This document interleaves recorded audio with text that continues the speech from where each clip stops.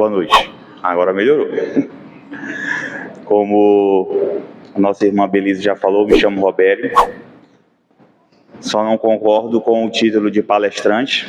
Geralmente, o que eu proponho são conversas sobre assuntos que a gente estuda, que a gente se aprofunda, que a gente procura e está sempre tentando melhorar. Eu sou trabalhador do Centro Espírita Fonte Viva, um centro novo aqui em São Luís. Vamos completar um ano agora em setembro. Um ano efetivo, né, que saiu nosso CNPJ, nossa documentação, mas as nossas reuniões já aconteciam desde abril. Então, nesse mês também completamos um ano.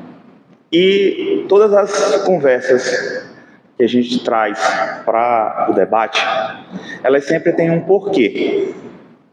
E a de hoje ela não é diferente. Qual o motivo desse tema?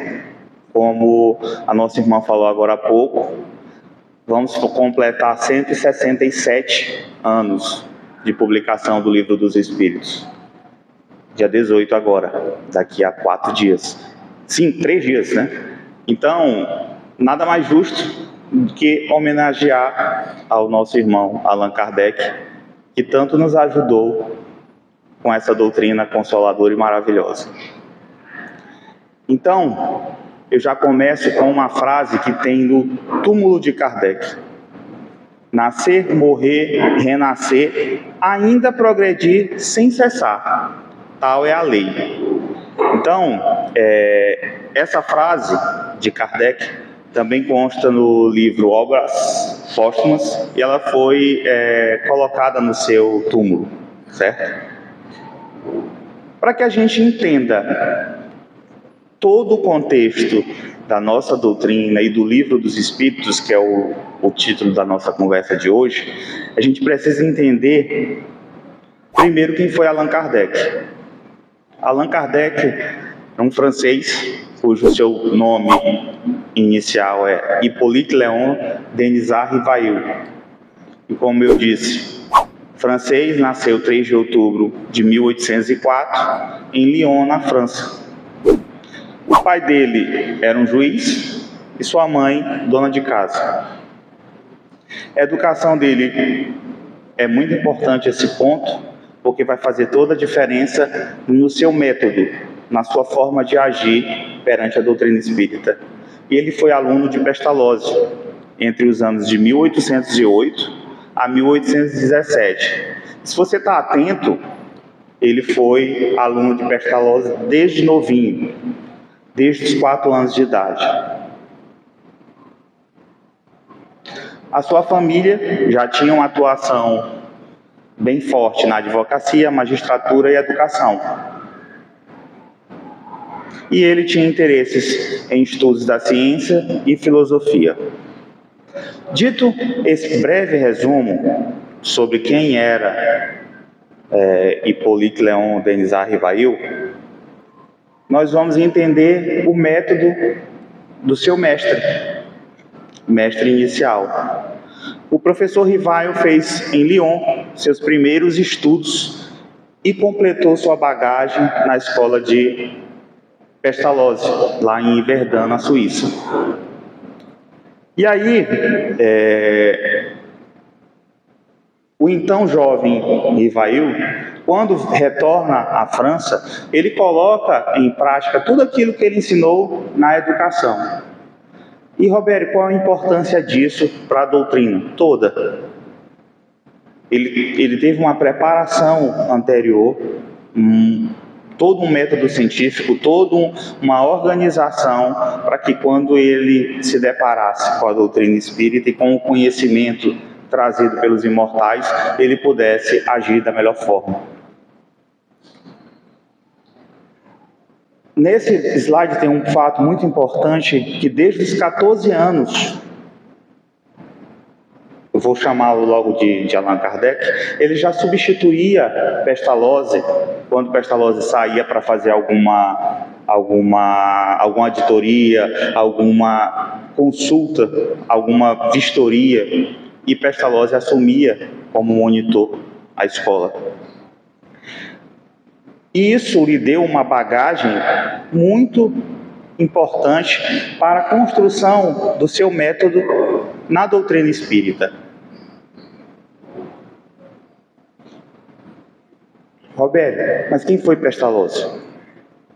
A gente precisa entender os princípios que Pestalozzi passou para Kardec, para que a gente entenda a postura dele. Pestalozzi ele era apaixonado pela arte de ensinar.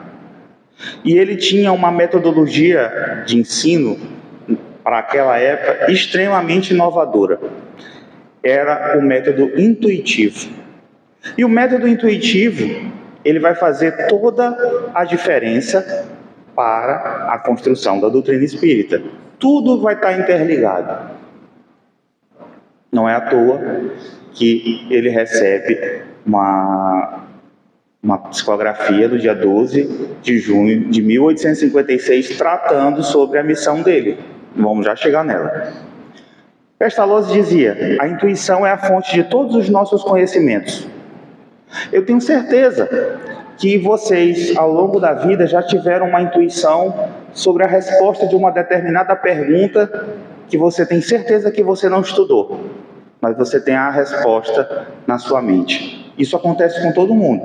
Eu sou professor e eu estimulo isso também para com meus alunos, para que, no mínimo, se ele cria alguma coisa, se ele desenvolve um pensamento, ele vai aprender que aquele pensamento que ele desenvolveu não é tão correto assim. Então, esse método de Pestalozzi ele é muito importante. E todos nós já tivemos comprovação nesse campo intuitivo. Algumas vezes, essa intuição não é nossa. A grande maioria, sim. E ele dizia também: fui cristão a minha vida toda, mas o cristianismo é livre de qualquer dogma. Essa frase, para a gente em 2024, ela é uma frase comum. Porém, uma pessoa dizer isso em 1820, 1830, é algo inovador. Vocês hão de convir comigo que Pestalozzi estava muito à frente do seu tempo. E essa postura, ela vai auxiliar o nosso irmão Allan Kardec na construção da doutrina espírita. E ele diz mais uma frase que é muito importante: para mim, religião não é senão a moralidade ensinada e exemplificada pelo Cristo. Olha o que ele está falando. Esse ensinamento de Pestalozzi, logicamente, o professor pode tentar, da sua melhor forma, ser isento, mas dificilmente ele consegue falhar, ele consegue ter êxito nisso, ele vai falhar. Ele vai deixar claro qual é o seu pensamento. E ele deixou bem claro com essa frase: o que importa é o ensinamento de Jesus. Ora, todos nós já tivemos professores. Todos nós sabemos dessa influência que os professores nos trazem. E agora, quando é espírita e professor, tu tem que ter consciência que tu consegue influenciar os outros também. Tu também tem que te policiar naquilo que tu está influenciando. Então, Allan Kardec, aos 20 anos, ele já começa a fundar o seu primeiro centro de ensino, lá na França. E ele se destaca na educação. Em 1826, ele já funda seu instituto, o Instituto Rivail. Era um curso técnico, que era para 2024, é algo comum. Mas lembrem-se que nós estamos falando de 1826. A postura educacional não era essa que conhecemos hoje. E Kardec funda o seu instituto, participa de várias publicações, vários estudos, participa também da criação do Plano Educacional Nacional Francês. Então ele tem um destaque científico e educacional em toda a França e Europa. E aí, esse detalhe de Kardec também vai nos demonstrar quem é Kardec. Passou a dedicar-se, juntamente com o professor Levi, à preparação de cursos noturnos para ambos os sexos. Para alguns, mais uma vez, que é isso, curso de ambos os sexos? Mas em 1826 isso era uma afronta. Isso era algo muito, muito avançado para o seu tempo. Naquela época, as mulheres nem tinham direito de estudar. O direito delas era extremamente tolhido. E aí, ele, como pedagogo, dedicou-se a uma maior democratização do ensino público. Todos esses fundamentos que hoje aparenta ser normal, para a época era muito diferente. Eram poucos que tinham acesso ao estudo. O estudo era restrito. Entre 1835 e 1840, manteve sua residência na rua Serves, cursos gratuitos de Química, Física, Anatomia Comparada, Astronomia e outros. Então, a caridade estava presente na vida deste cidadão. Kardec mantinha os preceitos cristãos aprendidos com Pestalozzi na prática. Não era somente no discurso. Então, ele colocava em prática aquilo que ele havia aprendido com Pestalozzi. E, logicamente, utilizando esse método intuitivo, aprendido no Instituto de Pestalozzi em Verdun, ele prossegue nessa vida acadêmica e na educação, não só francesa, mas europeia, que publicou vários livros no âmbito educacional.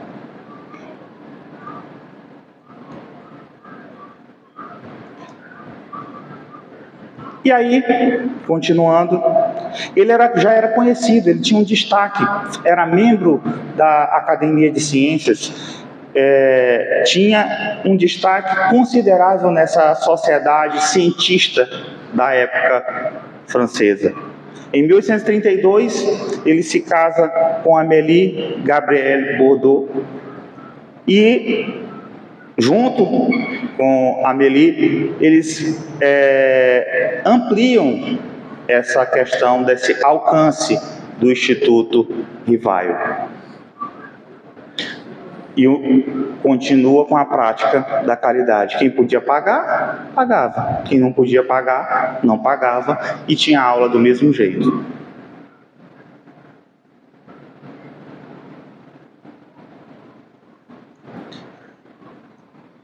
Isso que eu trouxe é extremamente importante. Enquanto Kardec desconhecia a missão, o Espírito da Verdade vai anunciar a ele. Acontece uma explosão de fenômenos espirituais coordenados pelos espíritos superiores, chamando a atenção da humanidade para o início de uma nova era, materializada pela doutrina espírita. Kardec era um cientista. Apesar de ter os princípios cristãos, apesar de ter a caridade como sua mola propulsora, Kardec tinha uma veia cética. E isso, para alguns, pode atrapalhar, mas no nosso caso, ajudou muito.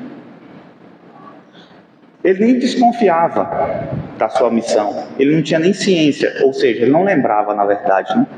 Nós espíritas sabemos que o véu do esquecimento nos abraça. Mas ele já tinha essa missão. E toda essa preparação que ele teve o levou para ser o plano A da espiritualidade, para ele codificar essa doutrina. E aqui eu trago como eu disse, várias coisas estavam explodindo, vários fenômenos espirituais, espiritualistas, espíritas, pode-se dizer, estavam explodindo ao redor do mundo. As Irmãs Fox nos Estados Unidos, as mesas girantes por toda a Europa e várias outras manifestações mediúnicas. Logicamente, ele como um cético, ele via aquelas manifestações como fraude. Existia fraude? Com certeza, várias. Mas sabemos que não é só fraude. Existem vários fenômenos desta época verdadeiros.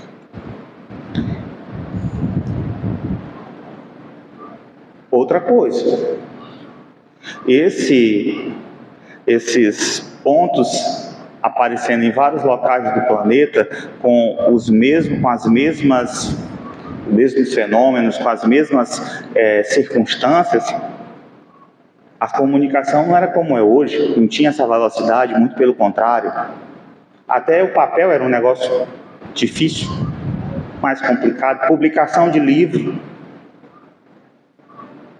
Mas se ouvia falar por todas as partes sobre as mesas girantes. Em todos os lugares, principalmente na alta sociedade, você ouvia falar das famosas mesas girantes, que tanto nos ajudaram para a construção da nossa doutrina. Então, esse recorte era de um jornal da época. Só se ouve falar por toda parte da mesa que gira. O próprio Galileu fez menos ruído no dia que provou ser realmente a Terra que girava em torno do Sol. Ide por aqui, ide por ali, nos grandes salões, nas mais humildes mansardas, no ateliê do pintor, e vereis pessoas gravemente assentadas em torno de uma mesa vazia, que elas contemplam a semelhança daqueles crentes que passavam a vida a olhar seus umbigos. Olha o teor da reportagem da época. Então, esses fenômenos, eles estavam por todos os lugares. Nada diferente de hoje, só não tem no aspecto físico. Mas os fenômenos mediúnicos continuam acontecendo em todos os lugares. A explicação mais provável para tantos prodígios era outra. Um deles, Kardec. Fraude pura e simples. Ora, algo que vai de encontro à ciência atual não nos leva a uma rejeição? Sim, e o próprio Kardec nos diz isso. Entre a doutrina espírita e a ciência, se a ciência disser uma coisa e a doutrina espírita disser outra, fique com quem? Ele diz, fique com a ciência. Porém, ele estava com a sua visão extremamente limitada. E quando eu li o livro Exilados de Capela, Os Exilados de Capela, quem já leu esse livro vai entender o que eu estou falando. Ele foi publicado, se não me engano, em 1900, na década de 50. E lá ele diz bem claro que a constelação de Capela é composta, eu não vou lembrar se são por 4, e a ciência dizia que eram 3, ou eram 3 e a ciência dizia que eram 2. 4 corpos celestes, vamos colocar. Eu sei que a ciência dizia que era 1 a menos. Hoje, com a tecnologia que temos, com os satélites extremamente avançados, com as câmeras poderosíssimas que temos, comprovou-se que os 2 astros estavam tão próximos um do outro, que parecia um para aquela época. E o que estava certo era ao livro de Os Exilados de Capela. Nessa questão que eu estou falando. É um exemplo muito claro disso que a gente está falando. Então, desconhecendo a realidade do plano espiritual, desconhecendo os espíritos, é mais do que certo e natural que a gente negue. Às vezes, até a gente conhecendo, a gente se depara por pessoas negando. E eles continuavam, operados por façantes com a ajuda de fios invisíveis, roldanas embutidas no teto e ímãs instalados sobre o tampo das mesas, em ambientes sempre mal iluminados. A gente procura sempre. E Kardec não te orienta diferente.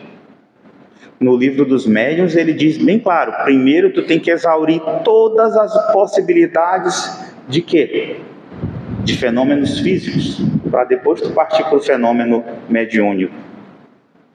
A gente primeiro precisa acabar com todas as possibilidades de ser um fenômeno físico.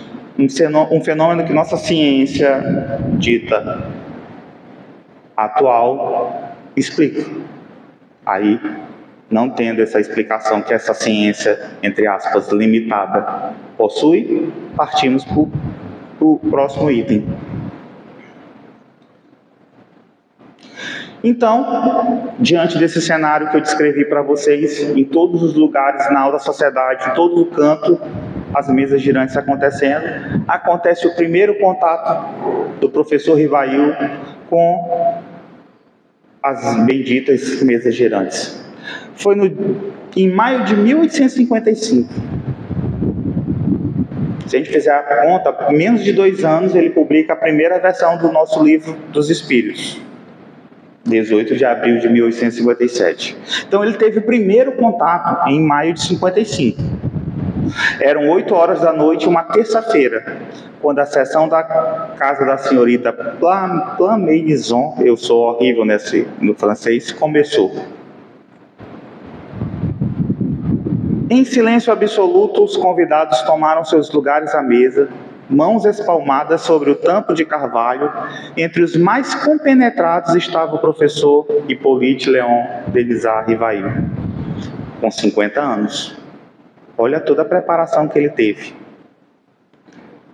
Em poucos minutos, se tudo desse certo, ele seria testemunha de um fenômeno que causava espanto e polêmica na Europa e nos Estados Unidos do século XIX. O espetáculo das mesas girantes. Observem que isso aqui ele escreveu. Ele que coloca o espetáculo das mesas girantes. Ele ia presenciar um espetáculo. Antes dele ter esse primeiro contato, ele teve o primeiro convite. Foi em 1854. Um amigo dele chamado Fortier, que trabalhava com magnetismo, estudava magnetismo assim como Kardec, tinha chamado ele para participar, mas ele não foi. Isso está no Obras Póstumas, isso está no livro do Marcel Souto Maior, e tem vários outros recortes com essas informações. Ele não foi.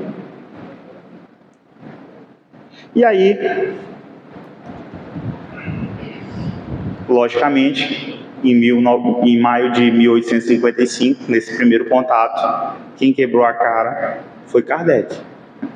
Porque não existia ele, nesse filme que foi divulgado, essa parte foi muito bem retratada, ele procurava se não tinha fio, se não tinha ímãs, procurou tudo, mas não tinha. As pessoas que estavam lá, que chamaram ele, eram pessoas do seu convívio, eram pessoas que ele confiava. Tudo isso colaborou para que ele começasse a mudar sua visão. E aí ele começa a estudar. E aí, pessoal, a partir do momento que você se dá conta que existe o plano espiritual, automaticamente devemos mudar a nossa forma de ver as coisas. Comprovou-se a existência do plano espiritual, automaticamente, pelo menos a forma que você vê as coisas deve mudar. Em seguida, deveria mudar o nosso comportamento. Mas nem sempre isso é possível. Por isso que o nosso irmão Allan Kardec diz: reconhece seu verdadeiro espírito, aquele que se esforça para ser hoje melhor do que ontem. Porque ele sabe dessa dificuldade. É imensa. Foi só ele que disse isso? Não.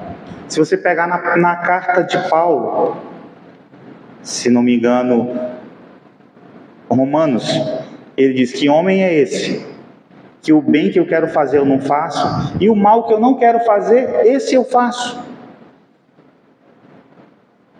Mas quem leu Paulo e Estevão Percebe que quando ele colocou isso, depois de um certo tempo, o que ele faz? Eu vivi o bom combate. Já não sou eu que vive em mim, sim o Cristo. Então, teve todo um tempo onde ele descobre o que ele tem que fazer, mas não consegue colocar aquilo em prática. E Kardec percebeu isso. A gente tem uma postura, a gente tem um reflexo condicionado, nós temos várias coisas que nos impedem de mudar logo de cara. Eu sei que eu não devo fazer, aí amanhã eu vou parar de fazer. Eu soube agora, 6:30 da tarde de um domingo, amanhã eu vou parar de fazer. Não.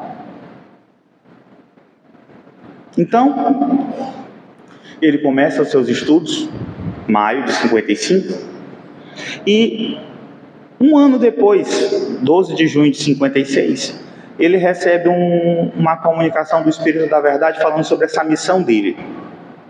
E ele pergunta ao Espírito da Verdade: bom Espírito, eu desejara saber o que pensas da missão de alguns espíritos que me assinaram. Dize-me, peço-te, se é uma prova para o meu amor próprio. Já tinham avisado que ele teria essa missão. Tenho, como sabes, o maior desejo de contribuir para a propagação da verdade, mas do papel de simples trabalhador ao de missionário em chefe, a distância é grande. E não percebo que possa justificar em mim tal graça, de preferência a tantos outros que possuem talento e qualidades de que não disponho. Olhe o nível de humildade deste ser, diante da grandeza do que ele estava absorvendo e do que ele estava estudando. Tem pessoas bem mais preparadas do que eu, dizia Kardec ao Espírito da Verdade. E olha a resposta do Espírito da Verdade: confirmo o que te foi dito, mas recomendo-te muita descrição. Se quiseres sair-te bem, tomarás mais tarde conhecimento de coisas que te explicarão o que ora te surpreende. Observe, isso aqui é menos de um ano dele fazer a primeira publicação do livro dos Espíritos. E ele continua: não esqueças que podes triunfar, como podes falir. Neste último caso, outro te substituiria, porquanto os desígnios de Deus não assentam na cabeça de um homem. Nunca, pois fales da tua missão. Seria a maneira de fazeres malograr-se. Ela somente pode justificar-se pela obra realizada e tu ainda nada fizestes. Se a cumprires, os homens saberão reconhecê-lo, cedo ou tarde, visto que pelos frutos é que se verifica a qualidade da árvore. Ele recebeu isso 12 de junho de 56. 18 de abril de 57, ele lança a primeira versão do livro dos Espíritos. Em 58 ele começa com a Revista Espírita. Em 60 ele lança a versão definitiva do Livro dos Espíritos. Essa carta só foi divulgada 10 anos depois, em 1867. Aqui é a original. Ela é bem extensa, e eu separei só alguns pontos porque são importantes para que a gente entenda o que esse homem fez pela doutrina espírita. A pergunta que ele fez: nenhum desejo tenho certamente de me vangloriar de uma missão na qual dificilmente creio. Ele não acreditava que ele seria capaz de conseguir colocar aquilo em prática. Se estou destinado a servir de instrumento aos desígnios da providência, que ela disponha de mim. Mas ele estava aberto, ele estava com boa vontade. Neste caso, reclamo a tua assistência e a dos bons espíritos, no sentido de me ajudarem e me ampararem na tarefa. Olhe o nível de abnegação deste ser humano. E o Espírito da Verdade diz para ele: a nossa assistência não te faltará, mas será inútil se, de teu lado, não fizeres o que for necessário. Tens o teu livre-arbítrio, do qual podes usar como entenderes. Nenhum homem é constrangido a fazer coisa alguma.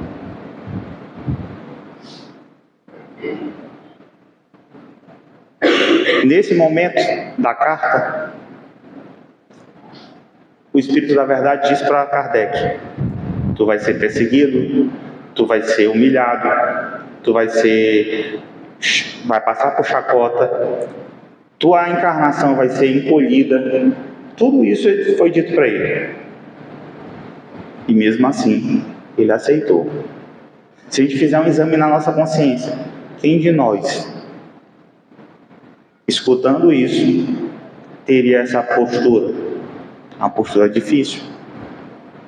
Aceitar essa missão assim: olha, tu vai ser perseguido, tu vai ser humilhado, tu vai ser motivo de chacota, aqueles que hoje tu chama de amigos vão te virar as costas, e além disso tu vai morrer mais cedo. Ele recebe tudo isso e mesmo assim aceita. Graças a Deus. E aí, como eu falei para vocês, Kardec utiliza qual método? O método científico. E ele tem algumas características nesse método: observação, registro das observações, comparação dos dados, análise dos dados, sistematização dos dados, conclusões e a publicação. Então ele passa por todo um crivo para que ele publique algo. E é interessante que nessa biografia lá do Marcel Souto Maior, tem um fato que diz assim, que o que ele não conseguiria explicar, mesmo passando pelo crivo da razão, pelo crivo da universalidade, ele não publicaria. Então tudo que ele publicou era algo que ele conseguiria explicar e defender. Eu fico imaginando, onde é que estão essas outras perguntas que passou pelo crivo, que será se hoje a gente conseguiria pelo menos debater? E aí ele teve algumas características que a gente pode destacar na construção desse estudo e desse método: serenidade e equilíbrio. Ou vocês acham que Kardec só foi visitado e só teve manifestações de espíritos puros e iluminados? Não. Ele teve de todo tipo de espírito. Domínio próprio, cuidado na seleção das comunicações. Esse aqui que eu acabei de exemplificar, isso aqui eu consigo explicar, isso aqui eu não consigo nem entender, então eu não vou. Passou pelo crivo, todos os espíritos falaram a mesma coisa, mas eu não consigo explicar, então eu não vou colocar isso. Prudência nas declarações. Lembra que eu falei sobre a postura do professor de influenciar os outros? Ele já tinha essa consciência. E ele ia influenciar muito mais como codificador da doutrina. Então ele precisava ter prudência naquilo que ele estava falando. Humildade. Sempre buscando a verdade, a lógica.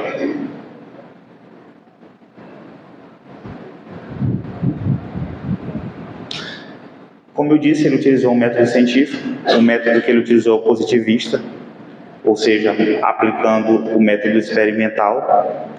E aí surgem fatos novos sem explicação conhecida.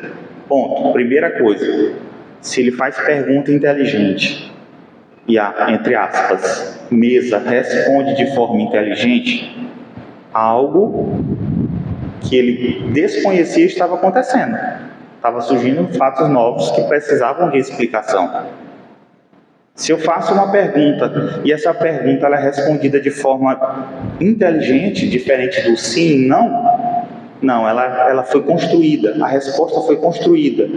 Então, ali tem algo inteligente. Um fato novo precisa de novas explicações.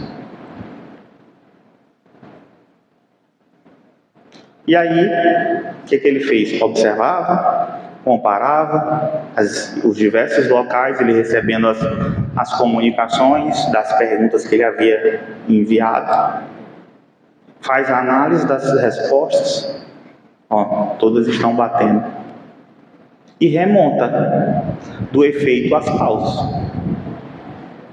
E eu tenho certeza que todo mundo conhece o livro, certeza absoluta, todo mundo conhece o livro dos Espíritos. Tenho certeza que a grande maioria já leu o livro dos Espíritos. Mas eu pergunto, quantos de vós estudaram o livro dos Espíritos? Essa é uma parte extremamente importante. Quando a gente estuda a codificação espírita, o livro dos Espíritos, o livro dos Médiuns, você vai vendo que ele vai fazendo as perguntas que quando você está estudando, você mesmo se faz. Quando você vê a resposta, você já faz a poxa, e aí isso aqui, ele fez também. Pode ler, vai lá estudar, tu vai ver que é desse jeito. E aí, remontando do efeito às causas, ele vai chegar na lei que rege aqueles fenômenos.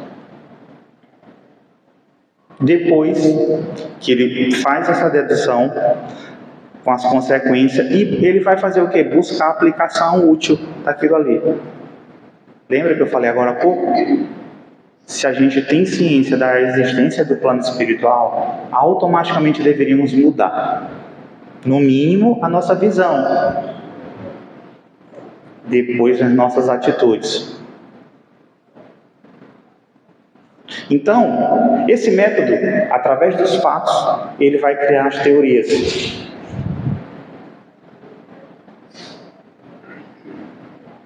Um dos princípios de Kardec era o controle universal do ensino dos espíritos.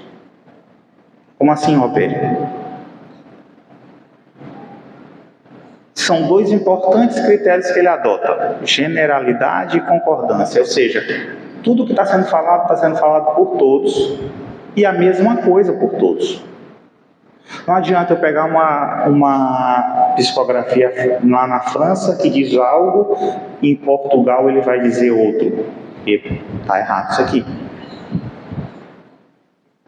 Aí na França diz uma coisa, na Alemanha diz a mesma coisa, na Itália diz a mesma coisa, em Portugal diz a mesma coisa. E eu, opa, isso aqui já faz sentido. Essa é uma das coisas principais no método de Kardec.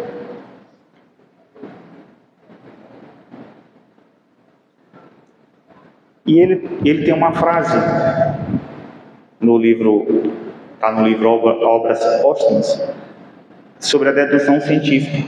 Ele diz: nunca elaborei teorias preconcebidas, observava cuidadosamente, comparava, deduzia consequências dos efeitos, procurava remontar às causas, por dedução e pelo encadeamento lógico dos fatos, não admitindo por válida uma explicação, senão quando resolvia todas as dificuldades da questão.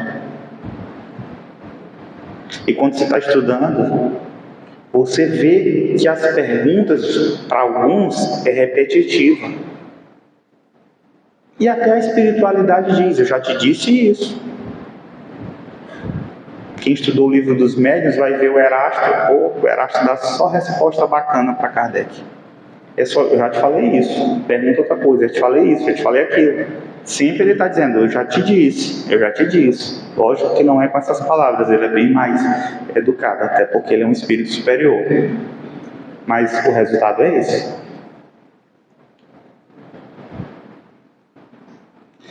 E aí, utilizando-se desse método, ele tem a nossa codificação. Geralmente a gente só pega essas 5. Mas entre a primeira edição do Livro dos Espíritos e o Livro dos Médiuns, ele teve mais 3 livros. O Espiritismo na sua versão mais simples, teve a segunda versão do Livro dos Espíritos, teve também a implantação da Revista Espírita através do início da Sociedade Espírita Parisiense.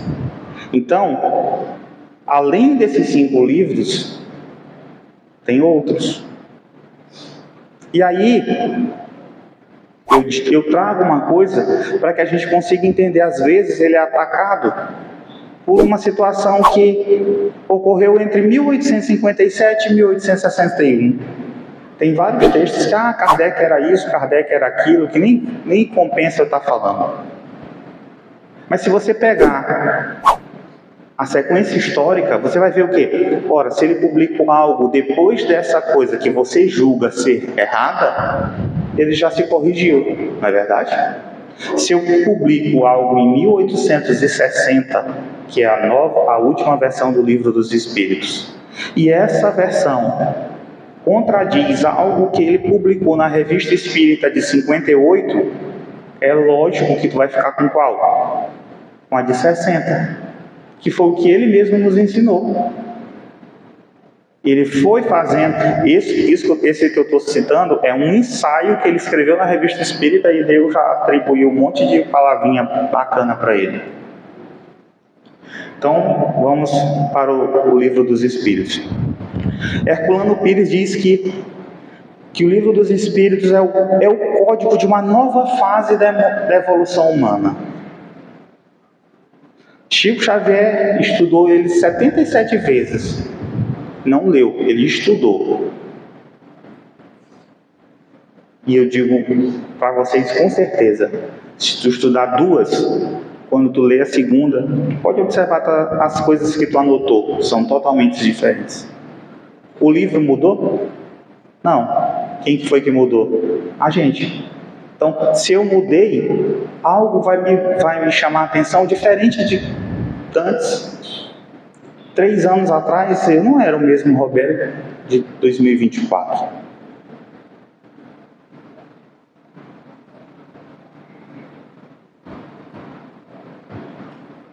E aí, o Livro dos Espíritos, eu já falando aqui da segunda versão, ele tem um meio bem didático de apresentação. Como eu disse, você vai vendo as perguntas, vai acompanhando as respostas, vai percebendo que as perguntas que tu te faz, ele fez também.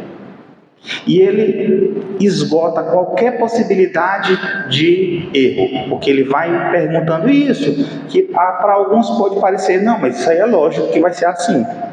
Mas ele pergunta para que não tenha dúvidas. E ele é dividido em 4 partes. Primeira parte, escolha do objeto de estudo. Segunda parte, análise do objeto de estudo. Terceira parte, formulação das leis. Quarta parte, dedução das consequências. Eu vou explicar de outra forma. Ele tem a seguinte estrutura. Primeira parte, escolha do objeto. Parte primeira das causas primárias. Ele vai falar do início, Deus, do próprio Espírito. Parte 2, análise do objeto de estudo. Ele vai falar do quê? Do mundo espírita ou mundo dos espíritos. Ora, ele fala da formação da Terra, fala de Deus, aí depois ele vai falar quem? A gente está povoando essa Terra. E o plano espiritual. A terceira parte, formulação das leis. Leis morais, são 10. Quarta parte, das esperanças e consolações, que são as consequências. E não, ele vem trazer uma visão diferente da deturpada de céu e inferno. Inclusive, ele vai dar origem aos livros através dessas 4 partes, que vai ficar da seguinte forma. A primeira parte vai dar origem à Gênese.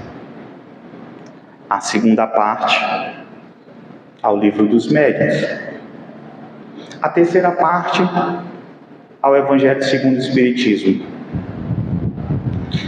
A quarta parte, o céu e o inferno. Roberto, por que não está na sequência? Lembra que eu falei que ele, antes do lançamento da versão definitiva do Livro dos Espíritos, ele lançou a Revista Espírita. E ele recebia várias perguntas que era normal. A primeira versão do Livro dos Espíritos só tinha 500 itens. A versão final tem 1018, em algumas tem 1019. Mas é a mesma coisa, porque uma bota A e B em uma questão e a outra coloca em questões diferentes. Então, você observa que o Livro dos Médiuns era algo que se precisava publicar de imediato, porque era uma pergunta que se fazia bem recorrente na Revista Espírita, na Sociedade Espírita Parisiense. E depois, o nosso querido Evangelho, que vem nos clarear com as instruções dos Espíritos várias coisas que tínhamos de forma equivocada. Ele vem trazer esses 3 iniciais. Os 2 últimos, para quem também já estudou lá, ele fala: não passeu pelo crivo, pela análise depois dos Espíritos. Ele utilizou psicografias, mensagens que tinha a universalidade, tinha aqueles outros 2 princípios, mas não teve o que? A correção dos Espíritos, porque não tinha mais tempo. Então, o Livro dos Espíritos, ele vai servir de base para o restante da codificação espírita. Mas a gente, quando olha para isso, não deve se prender só tudo que está na Gênesis está na primeira parte do Livro dos Espíritos? Não. Tem perguntas nas outras partes também. Lembra que eu falei que ele é repetitivo? Assim como no Livro dos Médiuns, tem coisas que estão contidas nas outras partes. Mas o base é essa distribuição que eu estou trazendo para vocês.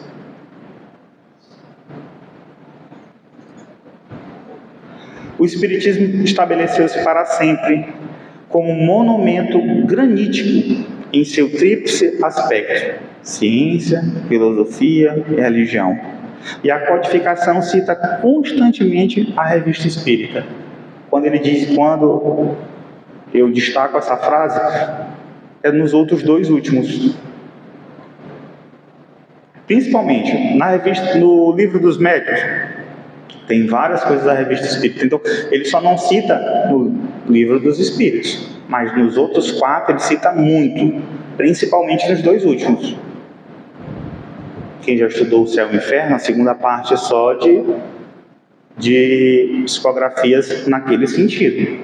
E algumas delas já tinham sido publicadas na Revista Espírita. A Gênesis do mesmo jeito.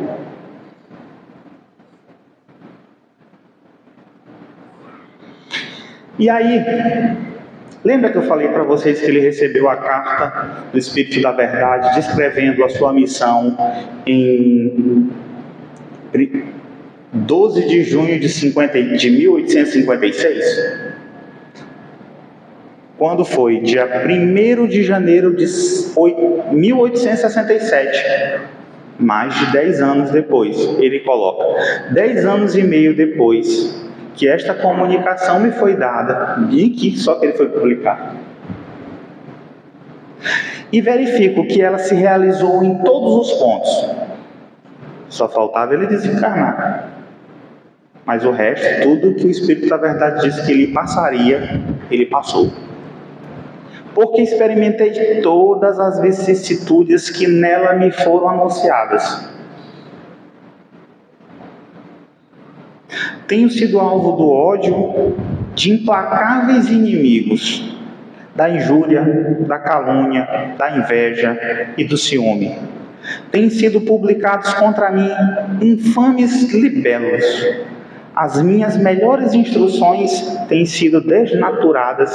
Tenho sido traído por aqueles em que depositaram a confiança e pago com a ingratidão por aqueles a quem tinha prestado serviços. Eu li isso aqui, eu só lembro da 907, quando ele fala de paixões e ingratidão.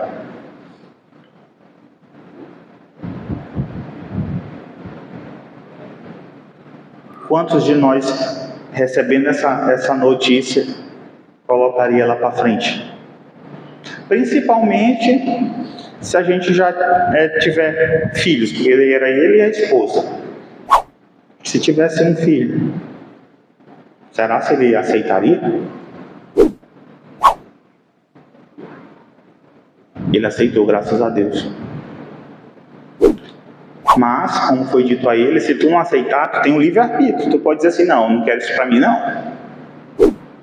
Que a gente faz isso quase que todo dia, quando a gente faz o oposto do que Jesus nos pede.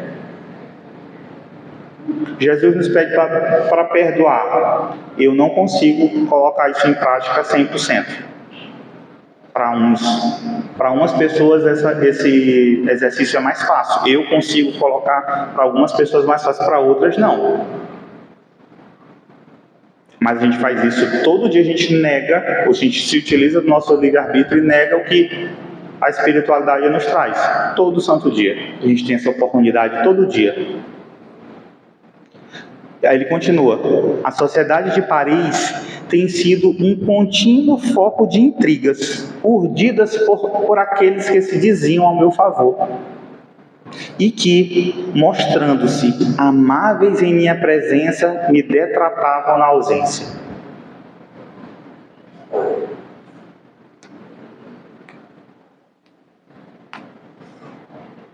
Me diz aí um médium famoso. Acho que todo mundo pensa logo em Chico e Divaldo. Passaram por isso? Passam até hoje, né? Mas não é só eles. Todo mundo que começa, que assume alguma tarefa na seara cristã, passa por isso.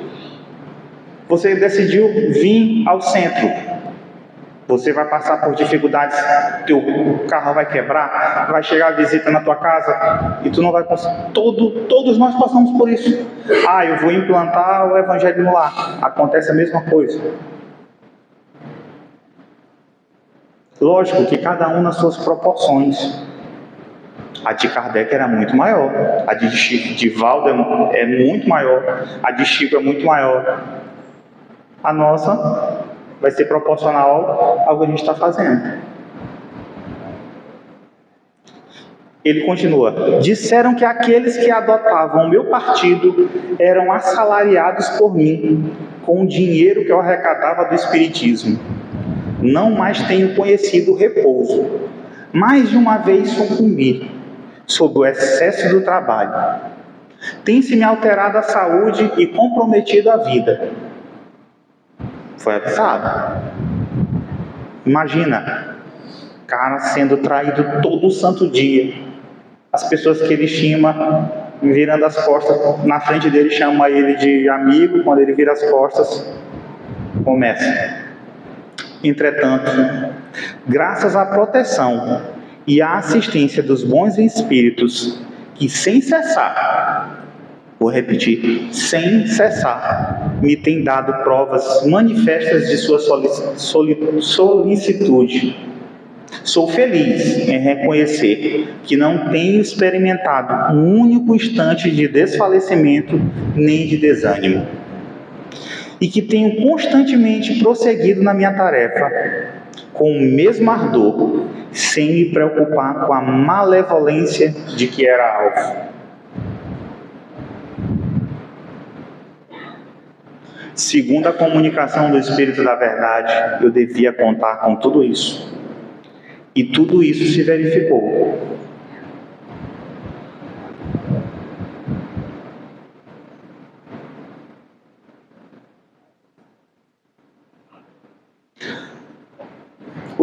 Allan Kardec, é fato, passou por tudo isso.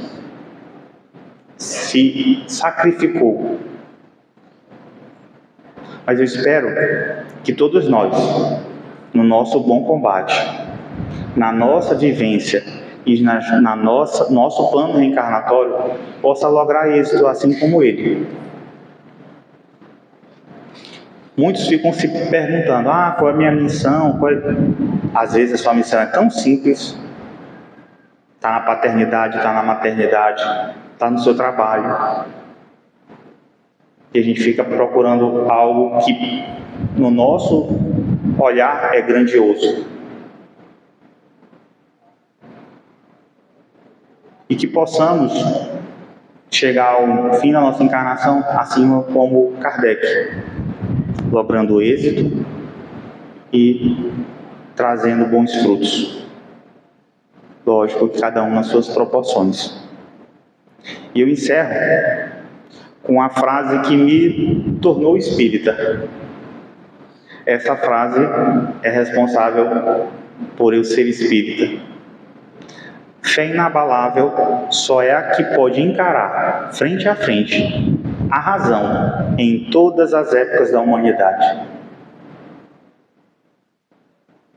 Que vocês continuem a colocar isso em prática. Pesquisem, estudem, questionem. A nossa diferença é essa, é a razão, é o questionamento. Gratidão.